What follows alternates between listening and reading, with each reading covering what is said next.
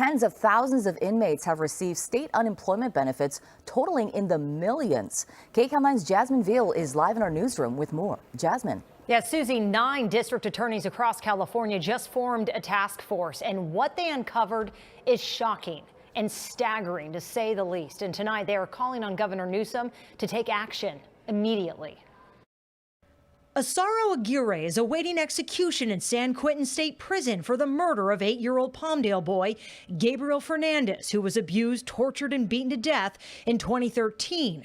According to an investigation by a group of state and federal prosecutors, Aguirre is among dozens of death row inmates who received California unemployment benefits in recent months.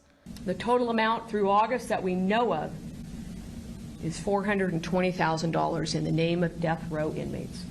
Who's on that list? A lot of notorious people of names, claims filed in their names. Today, Sacramento County District Attorney Anne Marie Schubert revealed widespread fraud she says is happening in our prisons and jails through the state's Employment Development Department. Tens of thousands of inmates, local, state, and federal.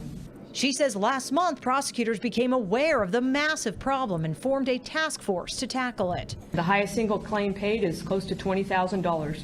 In a letter to the governor this week, the California District Attorney's statewide EDD Fraud Task Force detailed the staggering numbers.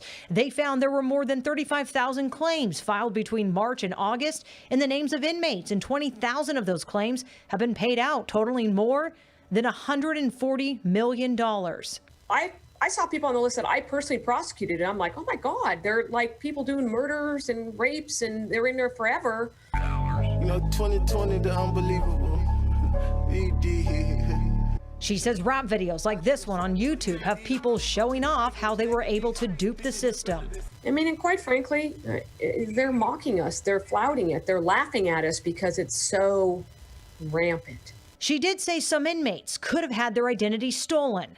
These are just the latest allegations that highlight the ongoing problems the EDD has had dealing with the massive number of claims during this pandemic. The reality is there's no system in place in California to cross-check the prison data. It's just like wildfire.